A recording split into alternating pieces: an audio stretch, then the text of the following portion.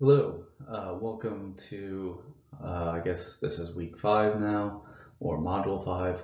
Um, this week, and actually for the next couple of weeks, we're going to be talking about urban ecology.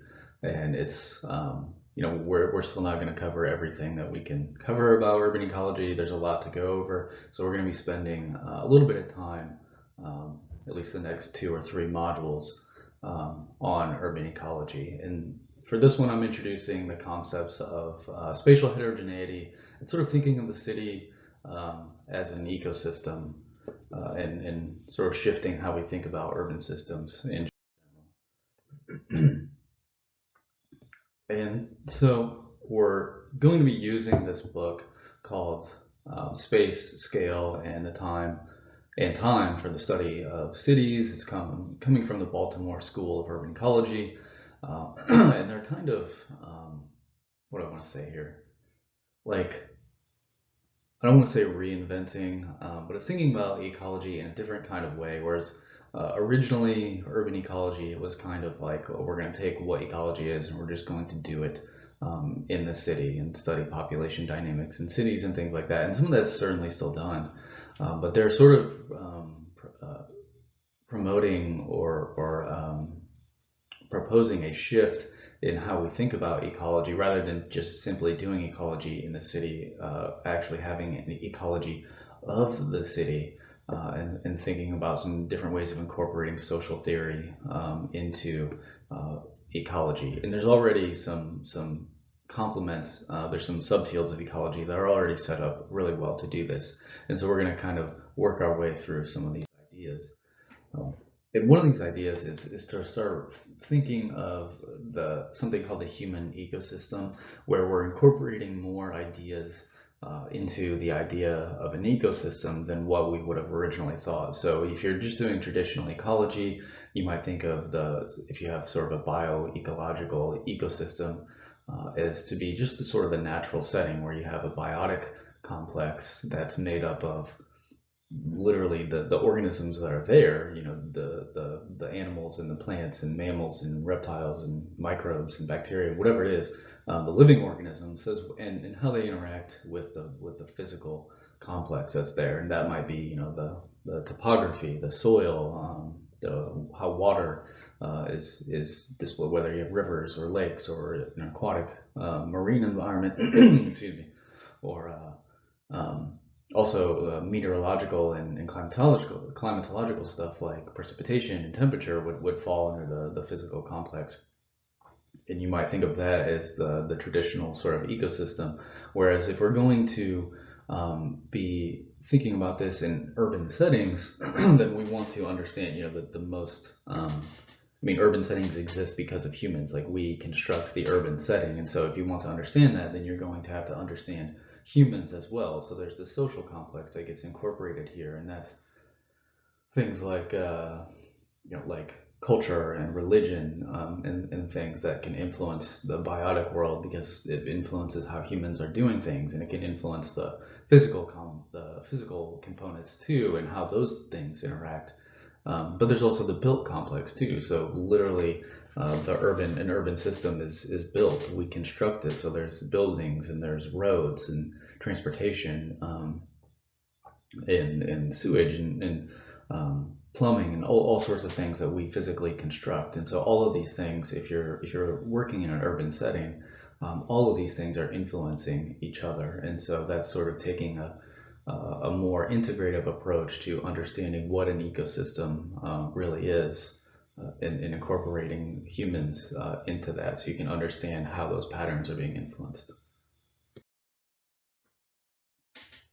And probably the most important aspect of this is thinking of cities as a mosaic. And what I mean by that is that they have patches. And we'll come back to this idea of patches, but um, I just kind of want to take a minute to sort of explain what that is, because we're going to introduce eventually this thing called patch dynamics theory, and how we use that to incorporate and integrate different ideas into urban ecology. But what I'm talking about is, if we just look at this picture here, we can see how heterogeneous this is, and this is really emblematic of cities in general is that they're really heterogeneous, and so there's patches all over here. And so you have a parking lot, and that's patches of pavement, and it's surrounded by vegetation, and you have vegetation over here, and you have a park over here. And so you have a patch of pavement, and you have vegetation patches, and then you have maybe industrial or business patches, and maybe you have housing. Maybe these are apartments and homes and stuff. And so you have different types of patches all over the city, and they're spread out in a heterogeneous way. They're not you don't have the same patch type all over. They're mixed, and sometimes you have clusters of patch types, and sometimes they're mixed really well. And so it creates, if you were to, you can kind of see how it's a mosaic, but let's say you were to actually, instead of looking at an image, you were looking at sort of a diagram that shows the outline of each parcel, each property, and then we colored it based on what that type of property was being used for, whether it's housing or whether it's vegetation or whether it's just bare pavements or whether it's business or industry or whatever. You would see these different colored parcels all over the place, and in those senses, they would be little patches, and they would be different sizes and different colors, and it would be a mosaic, right?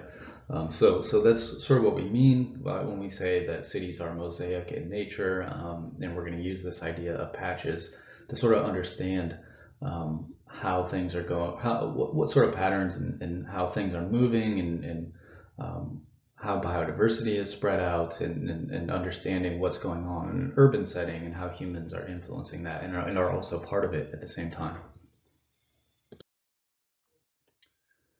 And so if we're talking about this idea of spatial heterogeneity, we can look at it through different levels, specifically different levels of complexity. And this gets a little bit abstract, but I'll try to explain what this stuff means here.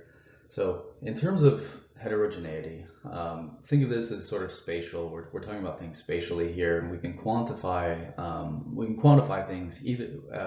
Well, it's more about the patchiness of it, and it's a little bit hard to disentangle the spatial versus aspatial aspects of it. But there's different things we can do here, and so we can quantify just the total number types of patches. Maybe they're just colors, but maybe this one represents industry, and this one represents housing, and this is parks, and this is just bare pavement or whatever. It doesn't really matter.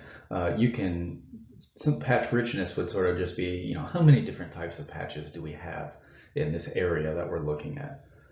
Patch frequency is along the same lines, where we're counting up the frequency. How frequent does each type of patch occur? So this would be, if this one is we'll just say it's industry, how many industry patches do we have, and so forth. Configuration is sort of like spatially, how are they configured? Patch change would be sort of how is that configuration changing, and then shifting patch mosaic would be, how are things changing in the entire area? How's that mosaic changing as a whole, if these things are changing? So you can look at things that way. You can look at things in terms of connectivity. So how are things moving within a patch or between patches? Do you have boundaries that might regulate? Are some things able to move across boundaries and some things not able to move across boundaries? And how's that happening sort of at the zoomed out scale across your entire mosaic?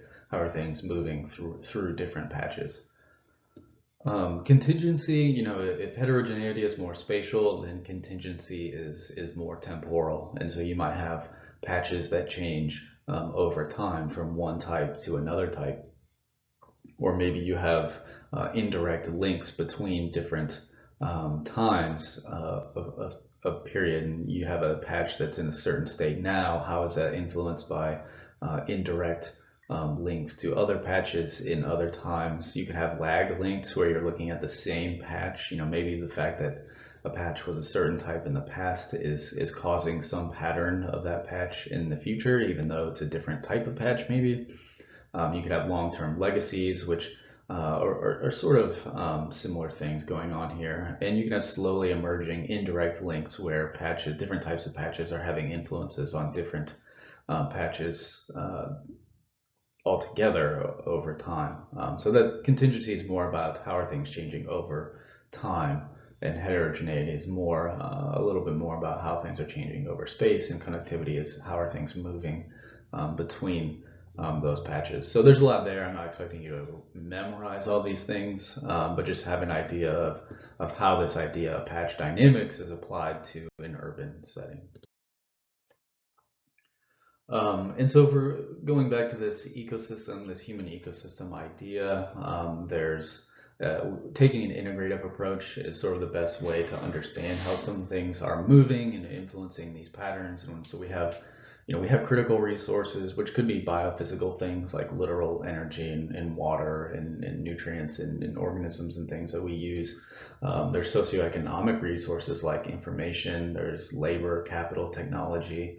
And there's cultural resources too, like arts and religious beliefs and the way that we organize our social institutions and things like that. But then there's also the social system itself, which would actually include those institutions and social circles and social orders and things. And it gets a little bit abstract, but the point is there's energy and there's individuals and there's nutrients and material and information and capital all flowing from these resources. You can sort of think of the social system as how are we using these resources? How are we putting these resources into use, or even transforming those resources? So that flow of those resources is sort of what's we're seeing here, what's being diagrammed, and how things are moving from resources to social systems.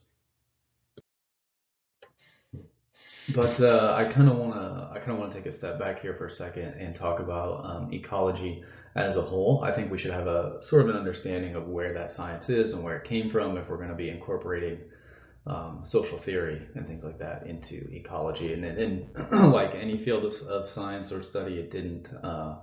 There's been a progression. So it didn't happen overnight.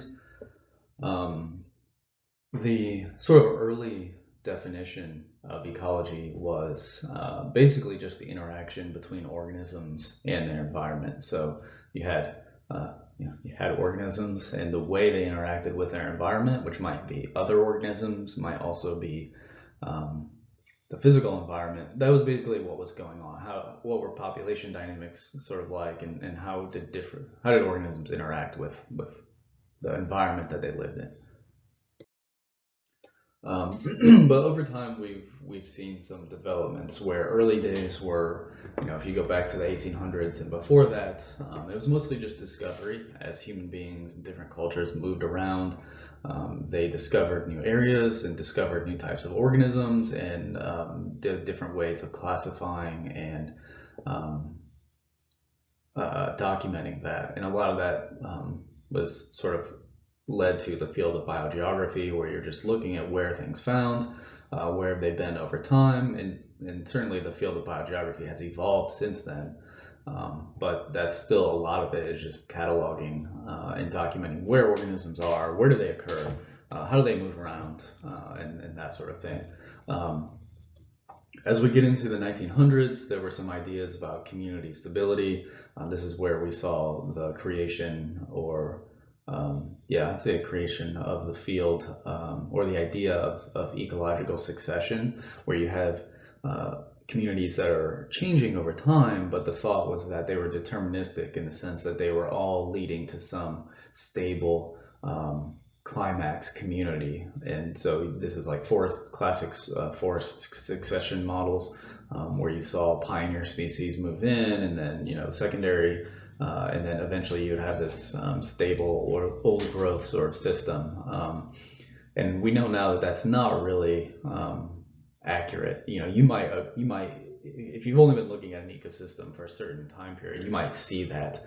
But if you alter your time period, which we now, have been doing for long enough, we see that communities are much less stable, and it's not deterministic. It's more probabilistic in the sense that how things are being influenced by their internal and external factors are going to influence whether it reaches any sort of stability or what that community even looks like. So this idea of a stable climax community doesn't really hold up super well. But that's sort of the thinking up until about I guess, the 1930s here. People started incorporating ideas of populations and interactions between populations, and people are thinking about like sort of the Volterra models and how do predator-prey relationships influence and things like that. Into the 1950s, the mid-1900s, and we're thinking about ecosystem budgets and energy fluxes. And then when we get into this 1970s is when things start to get looking more like the modern sort of model that we're putting together now, where this idea of heterogeneity comes into, and we start realizing, oh, things are, if you look at the landscape level, there's lots of different things going on. And this is actually when the field of landscape ecology was created, and those ideas are heavily incorporated into this patch dynamic idea that we're going to use, or that we're going to introduce, and sort of that lens that we're going to look through for urban ecology. But really, these ideas led into what's called the social ecological system, which basically is where we're at now. And so if we're just to give ecology itself a definition, ecology is the scientific study of the processes influencing the distribution and abundance of organisms, the interactions among organisms, the interactions between organisms, and the transformation and flux of energy and matter. That comes directly from that book by the or coming out of the Baltimore School of Urban Ecology.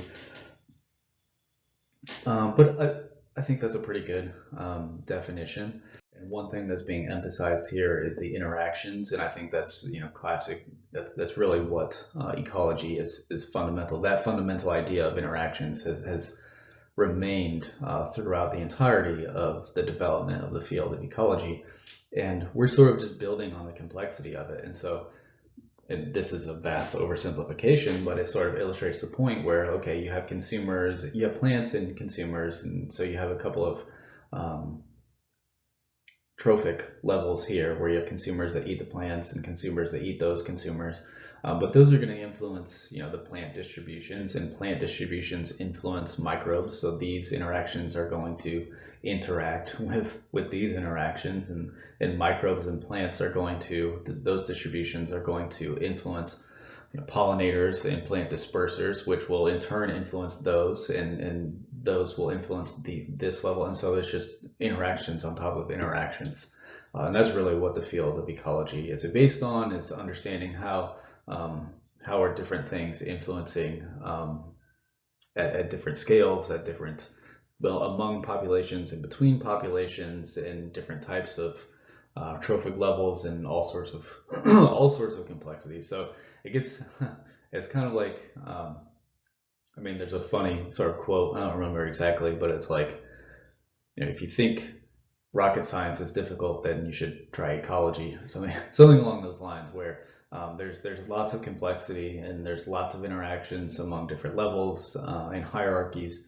And so we're just trying to understand how those influence each other. And what this is about is putting this into an urban setting and sort of introducing even more complexity, because we're going to introduce humans into this system as well. But as the field has developed, and this sort of gets into the latter half of the 19th century, or sorry, the 20th century and into the 21st century, is that we now have the technology to understand things on a scale that we didn't really before. So we literally have drones, and we have satellites that give us these images that we can understand changes occurring at the landscape level. And this is what literally led to us being able to do this type of these types of studies, is to be able to actually quantify things at this scale. So the advancement of technology has really been key to the development of landscape ecology, and then incorporating social ideas into those landscape ecology fundamentals. Okay, so I'm going to wrap up this first video, and you'll have a reading that's going to probably do a better job. It's still a pretty brief history, but it'll do a better job of walking you through the development of the field of ecology. So read that and continue working your way through the module.